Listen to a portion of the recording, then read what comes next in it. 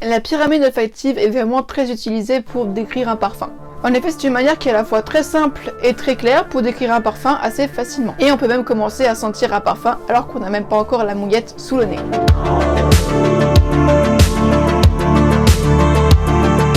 Bonjour à tous et bienvenue dans cette vidéo qui va parler de la pyramide olfactive. Déjà pour commencer, c'est quoi une pyramide olfactive? Ça va servir à un parfumeur ou à des marketing ou toute personne de l'industrie du parfum de pouvoir décrire facilement un parfum, qu'on puisse avoir une idée de ce à quoi il peut sentir avant même qu'on ait commencé à vraiment avoir le parfum, à le porter, à le sentir, etc. Mais du coup, de quoi est constituée la pyramide olfactive? Donc la pyramide est composée des notes de tête, de cœur et de fond. Ça, je pense que jusque-là, j'ai perdu personne parce que je pense que plus ou moins tout le monde a entendu parler de ça. Les notes de tête, ça va être les premières qu'on sent. Ça va être plus ou moins les plus importantes en fait dans un parfum. En effet, quand on sent un parfum pour la première fois, il faut que le coup de cœur soit immédiat. On va pas attendre d'avoir les notes de cœur ou de fond pour apprécier porter un parfum. Il faut que dès qu'on le spray le parfum, il faut déjà qu'on l'adore de base. Il faut pas qu'on l'attende quelques minutes voire quelques heures pour commencer à apprécier le parfum. Donc typiquement, aux notes de tête, on peut retrouver des matières comme par exemple le citron, l'orange, mais également encore des aldéhydes ou encore des notes vertes ou marines, mais également certaines épices comme par exemple le poivre ou la baie rose sont des notes de tête.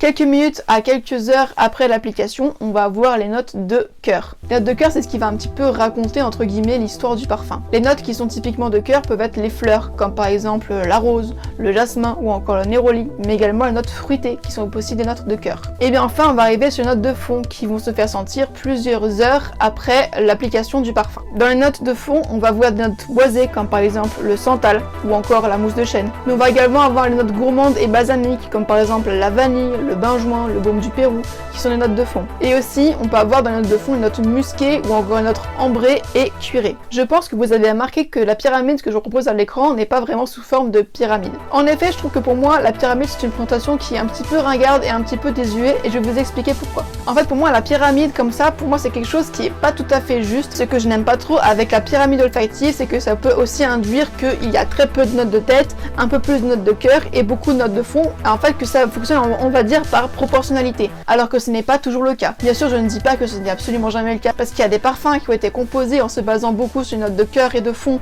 et du coup il y en a plus que note de tête, mais globalement dans les parfums, on essaie un petit peu de tendre à ce qu'il y ait un équilibre entre le tête, le cœur et le fond. Et bien sûr, comme je vous l'ai dit, c'est pas toujours le cas. Il y a des parfums qui sont vraiment basés sur les notes de fond, il y a des parfums qui sont basés sur les notes de tête, comme les colognes. Et du coup, en fait, chaque parfum est unique, chaque parfum est travaillé à sa façon. C'est pour ça que je trouve que la pyramide, pour représenter la pyramide olfactive, c'est quelque chose qui est assez limité, parce que cette forme ne décrit pas toujours forcément parfaitement un parfum. Parce que pour moi, ça va induire implicitement que les molécules, enfin les matières premières qui sont dans le parfum, attendent en fait chacune leur tour de pouvoir exploser et pouvoir en fait se faire ressentir par nos capteurs olfactifs, alors que c'est totalement faux. Genre les notes de cœur, elles attendent patiemment que les notes de fond elles se barrent, après elles peuvent enfin y aller, et que les notes de fond en fait elles attendent patiemment que les notes de tête et de cœur soient parties pour pouvoir enfin se propager. Alors qu'en fait, eh bien c'est totalement faux. En plus, la frontière entre les notes de tête, cœur, fond est parfois assez floue.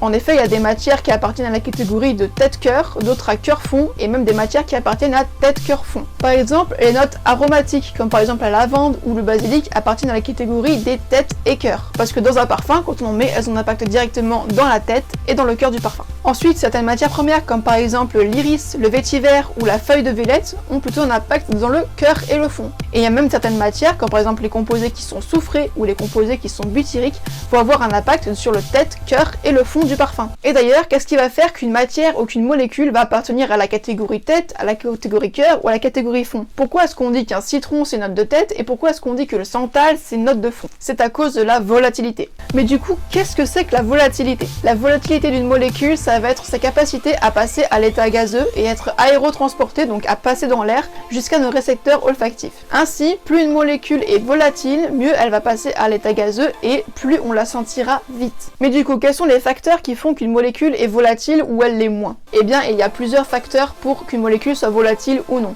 dont le poids moléculaire. Sachez que le poids moléculaire ne suffit pas à définir qu'une molécule soit volatile ou non. Il y a plein d'autres critères, comme par exemple la polarité de la molécule, les fonctions qui sont présentes de cette molécule, les interactions qu'il y a avec le milieu. Il y a plusieurs autres critères que je ne vais pas aborder avec vous parce que je veux que cette vidéo reste assez simple. On ne peut pas se fier uniquement au poids moléculaire parce que si je cherche des contre-exemples assez simples, comme par exemple l'eau ou le dioxyde de carbone, Stockholm sont des molécules qui ont un poids moléculaire qui est très faible et pourtant qui n'ont absolument aucune odeur. Donc pour revenir à notre citron, l'huile essentielle de citron, ça va contenir une molécule qui s'appelle le limonène.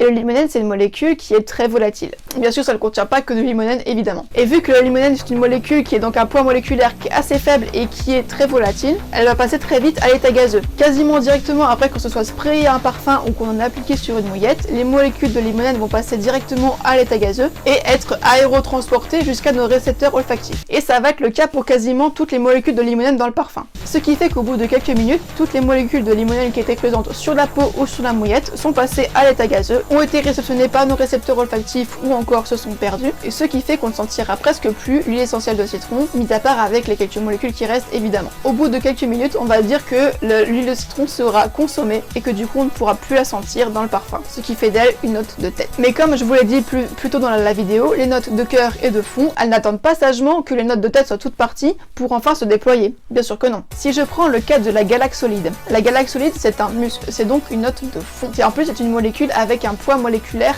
assez haut et donc qui n'est pas très volatile. La galaxolide, elle, va mettre un petit peu plus de temps à passer à l'état gazeux et donc être aérotransportée et à parvenir jusqu'à nos récepteurs olfactifs. Mais ça ne veut pas dire qu'elle ne commence à le faire que quelques heures après l'application du parfum. Elle commence à le faire dès qu'on spray le parfum. Et du coup, contrairement au citron qui contient beaucoup de limonène et que quasiment toutes les molécules de limonène vont partir assez rapidement à l'état gazeux et donc être reçues par nos récepteurs olfactifs, la galaxolide, ça va prendre beaucoup plus de temps. C'est-à-dire qu'au début, dès qu'on applique le parfum, il va avoir quelques molécules et puis il va y en avoir de plus en plus au fur et à mesure du temps. Ce qui explique en fait pourquoi la galaxolide c'est une note de fond. Parce qu'en fait, vu qu'elle est moins volatile, elle va mettre plus de temps à passer à l'état gazeux, à être plus de temps à être aérotransportée et parvenir jusqu'à nos récepteurs olfactifs. Mais du coup, vu que les molécules de galaxolide passent quand même à l'état gazeux directement à l'application du parfum, elles ont quand même un impact sur la tête du parfum, même s'il est moindre que bien sûr le citron ou la bergamote ou toutes ces matières qui sont très volatiles. Donc dès que vous sortez un parfum lors du premier sniff, vous sentez certes beaucoup plus de notes de tête, mais vous sentez également des notes de cœur et des notes de fond à chaque fois. J'aimerais également revenir et insister sur l'aspect marketing que peut avoir une pyramide olfactive. En effet, l'objectif d'une pyramide olfactive est non seulement de décrire au mieux un parfum, mais une pyramide olfactive doit également être jolie et paraître bien équilibrée. Pour cela, en fonction du parfum, certaines notes peuvent varier d'endroit entre la tête, le cœur et le fond. Prenons ces trois exemples de pyramides olfactives qui sont respectivement celles de J'adore de Dior, de Acqua di Dio de Giorgio Armani et de Anaïs Anaïs de Cacharel. J'ai fait ces pyramides d'après le site de Fragrantica, qui est un assez bon site mais qui n'est pas toujours forcément très fiable. En haut c'est la tête, au milieu c'est le cœur et en bas c'est le fond.